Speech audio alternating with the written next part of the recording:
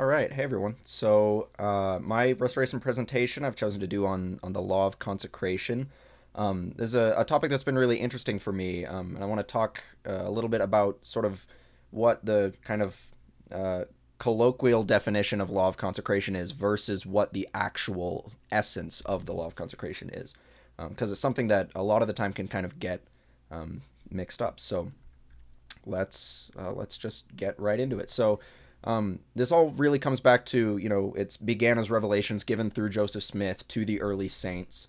Um, and so we can kind of come back to one of these that, is recorded in the Joseph Smith papers and those records of those revelations. It says, "Behold, thou shalt consecrate all thy properties, that which thou hast, unto me with a covenant and deed which cannot be broken. And they shall be laid before the bishop of my church and two of the elders, such as he shall appoint and set apart for that purpose." And so this is coming back to, when Joseph Smith was receiving these commandments for the very first time. And in the beginning, a lot of the revelations and the records we have focus a lot on the temporal aspect of that consecration, and on giving to the poor and providing for the bishop's storehouse and all these different sort of temporal things.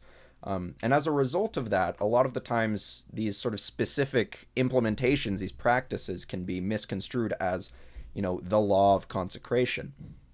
And so we'll talk a little bit about what some of the differences are there. So we have a couple other D&C references as well. We have 42:30, which says, "And behold, thou wilt remember the poor, and consecrate of thy properties for thy support, that which thou hast to impart unto them with a covenant and deed which cannot be broken."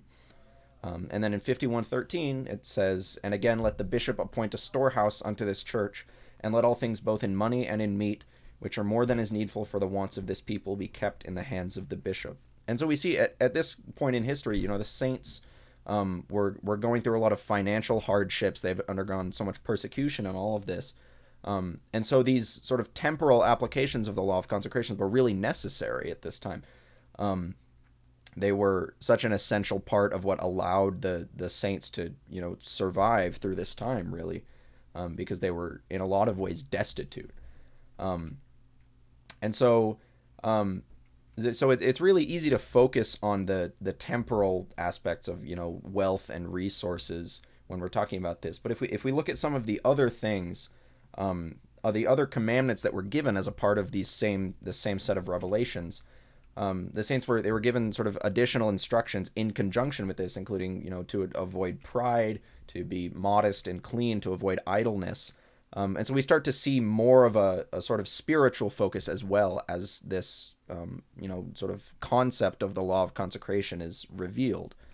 And so there's a really good quote that was quoted in a talk by from the 70s that shows up in one of the gospel doctrine essays, which says, "The Latter-day Saints believe not only in the gospel of spiritual salvation, but also in the gospel of temporal salvation. We do not feel that it is possible for men to be really good and faithful Christian people unless they can also be good, faithful, honest, and industrious people. Therefore, we preach the gospel of industry, the gospel of economy, and the gospel of sobriety."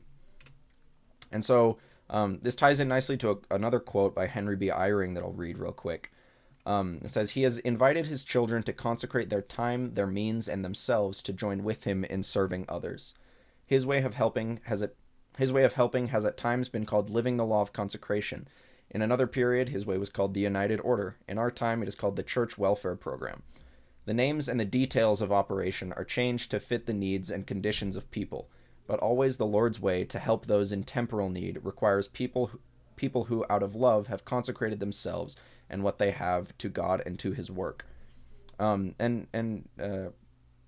Iron makes a really good point here, which is that different systems and programs and policies over the many decades of church history have varied over time, but the core underlying principle behind all of them is what that true law of consecration is that concept of dedicating ourselves as well as our talents and our time and our resources, both to lifting up those who are in need and also carrying forth God's work upon the earth. And so all of these different programs are really just implementations of the law of consecration, which is a higher, more basic law. And so we get to the kind of two key concepts that I've found in here. And the first is what we talked about, that concept of temporal consecration. So we're commanded to impart of what we have in a temporal sense, giving our excess to those who are less fortunate and to causes that will help to advance God's work on the earth. And so this, has spawned like church welfare services and the bishop's storehouse and all these different programs that have evolved and changed over the years that have this central theme of giving to those who are in need. And then we also have the concept of spiritual consecration, which is, that concept of putting off the natural man and to dedicate our time and our efforts and ourselves, and setting that aside or consecrating it in the same way that we do our temporal wealth. And then we get to really the key takeaway is exactly what I've been saying, is that the law of consecration has been applied in many different ways throughout the years via different policies and programs, but its underlying principle has really never changed, and that is something that has stayed the same. And so a lot of people will say, the law of consecration was done away with and it will come back someday, when that's really not true at all. We live the law of consecration just as we always have. But the specific ways that we are taught to implement that and to demonstrate that in our lives have changed depending on, situations and the world that we live in. And there's so many other factors that play into that. But the key concept of consecrating ourselves and what we have has stayed constant. And then we have these sources here. We have the scholarly articles, the General Conference addresses, the D&C sections, and the Joseph Smith papers. So thank you.